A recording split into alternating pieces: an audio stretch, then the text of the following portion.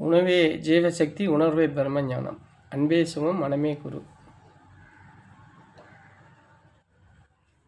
குரு பிரம்மஸ்ரீ நித்யானந்த சாமிகள் ஆசியோடும், சித்தர்களுடைய அருளாசியோடும், மகான் தத்துவராருடைய அருளாசியோடும், உடுமலை பிரம்மஞான குழு பாடசாலை சார்புலையும் என்னுடைய சார்புலையும் அனைவருக்கும் ஆத்ம வணக்கம். நீங்கள் சொல்கிறபடி நேர்மையாகவும் ஒழுக்கத்தோடும் பண்போடும் அறத்தோடு வாழ்ந்தால் நம்ம வாழ்க்கை எவ்வளோ காலம் வாழ முடியும் சாமி? இது ஒரு வித்தியாசமான கேள்வியார் எனக்கு அப்படி தோணும். அப்படி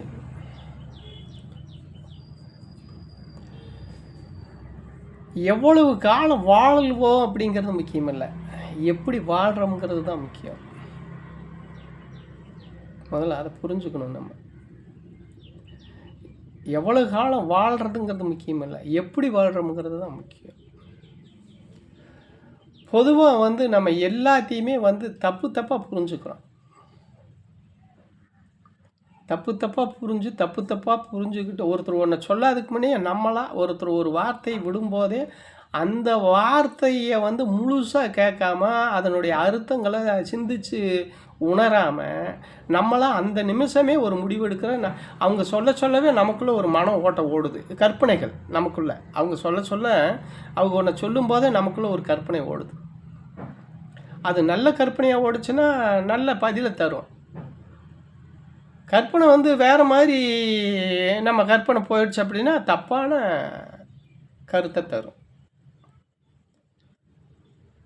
அப்போது இது எப்படின்னா, அப்போ ஒருத்தர் ஒன்று சொல்கிறாங்கன்னா அதை முழுசும் உள்வாங்கி சிந்திச்சு அதுக்கு பின்னாடி முடிவு எடுக்கணும். முடிவை அந்த நிமிஷமாக அந்த அப்போவே நம்ம முடிவு எடுக்கக்கூடாது. ஒருத்தர் ஒன்று சொன்னால் பொறுமையாக கேட்கணும், கடைசி வரைக்கும் கேட்கணும். நம்ம கடைசி வரைக்கும் கேட்டு தான் நம்ம ஒரு முடிவை எடுக்கணும். இதில் என்ன அப்படின்னு சொன்னால், பொதுவாக அதாவது தப்பாக நம்ம கணக்கு போடுறோம் அப்படின்னு சொன்னால், புத்தர் இருக்கிறார் இல்லையா, புத்தர் சிலை பாருங்க. அதாவது இதுக்கு ஒரு உதாரணத்துக்கு சொல்கிறேன். தப்பாக நம்ம இது பண்ணிக்கிறது, தப்பாக முடிவு எடுக்கிறோம். ஒரு இது பொருளை பார்த்தோன்னா நம்ம தப்பாக முடிவு எடுக்கிறோம். ஒரு சொன்னாங்கன்னா அதில் ஒரு தப்பாக முடிவு எடுக்கிறோங்கிறதுக்கு ஒரு இது எல்லாத்துக்குமே காரணம் இல்லாமல் ஒன்று நடக்காது. அதுக்கு இந்த உதாரணத்தை சொல்கிறேன். புத்தர் இருக்கிறார் இல்லையா, அந்த புத்தர் சிலை பார்த்தீங்கன்னா ஒரு சிலது இதில் ஆடை இருக்கும், இல்லைன்னா நிர்வாணமாகத்தான் இருக்கும், துணி இருக்காது, மேலாடை இருக்காது. அதே போல் மகாவீரர் சிலை பார்த்தீங்கன்னாலும் பாருங்கள் பிறந்த மேனியாகத்தான் இருக்கும். சரிங்களா? அதே போல் இன்னொருத்தர் அது யாருன்னா தீர்த்தங்கரை, அவர் சிலை பார்த்தீங்கன்னாலும் பிறந்த மேனியாகத்தான் இருக்கும். அப்போ நமக்குள்ளே என்ன தோணும் அதை பார்த்தா? அதை பற்றி விஷயம் தெரிஞ்சவங்களுக்காக இருந்து அது ஒரு பெரிய விஷயம் இல்லை, தெரியாதவங்களுக்கு என்ன தோணும்?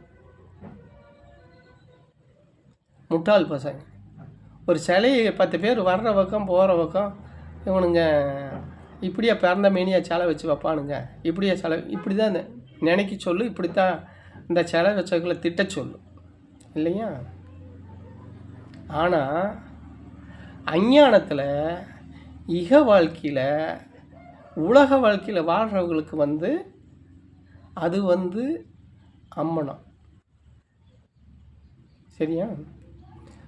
பர வாழ்க்கையில் இறை வாழ்க்கையில் இறைவனை தேடி ஞான வாழ்க்கையில் ஞான மார்க்கத்தில் பயணம் பண்ணுறவங்களுக்கு அது நிர்வாணம். அப்போது அங்கே உங்களுக்கு ஒரு கேள்வி வரும், அப்போ அம்மனம் வேறு நிர்வாணம் வேறையா, ரெண்டு ஒன்று தானே அப்படின்னு கேட்பீங்க. ஆமாம், நிர்வாணம் வேறு, அம்மனம் வேறு. ஏன்னா அம்மனம்ங்கிறது ஆடை இல்லாமல் இருக்கிறது அம்மனம். நம்ம மேலே ஆடை இல்லாமல் இருக்கிறோம் பார்த்தீங்களா, அது அம்மனம். நம்ம உள் மனசில் நமக்குள்ள ஆசை இல்லாமல் இருக்கிறோம் பார்த்தியா, அது நிர்வாணம். அம்மனத்துக்கு நிர்வாணத்துக்கு இருக்கிற வேறுபாடு முதல்ல தெரிஞ்சுக்கணும் நம்ம. சரியா? அப்போது ஆடை இல்லாமல் இருக்கிறது அம்மனம், ஆசை இல்லாமல் இருக்கிறது நிர்வாணம். அப்போ இவங்க எல்லாமே ஆசையை விட்டவங்க, எதுவுமே இல்லாமல் நிர்வாணமானவங்க, எதுவுமே இவங்களுக்கு இல்லை. அப்படி இருக்கிறவங்களுக்கு ஆடை பற்றி எப்படி தெரியும்? ஆடை ஓட்டுக்கணும்னு என்ன அவசியம் வேண்டி இருக்குது? அவங்க நிர்வாணம். அப்போ இது புரியாமல் நம்மளாம் ஒரு தப்பு கணக்கு போடுறோம் இல்லைங்களா? இது மாதிரி தான் நம்மளாம் நல்லது எது கெட்டது எது இதில் என்ன விஷயம் இருக்குதுன்னு தெரியாமல் நம்மளாம் ஒரு முடிவு, பொதுவான முடிவு அதாவது தப்பாகவே நம்ம அதுக்கு தீர்வு, அதாவது தீர்வு எடுக்காமல் தப்பான ஒரு முடிவுலேயே நம்ம போகிறோம் அப்படின்னா அது இக வாழ்க்கையில் இருக்கிறவங்களுக்கு, அஞ்ஞானத்தில் இருக்கிறவங்களுக்கு இதுதான் வரும். எடுத்ததே இப்படித்தான் சொல்லும். அதுக்கு தான் இந்த உதாரணத்தை சொன்னேன்.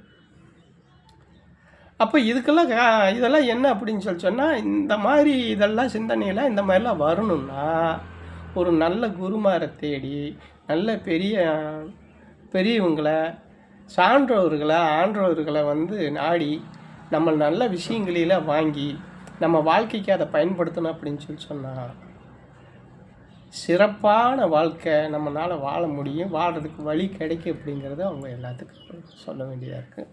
அனைவருக்கும் ஆத்மா வணக்கம்.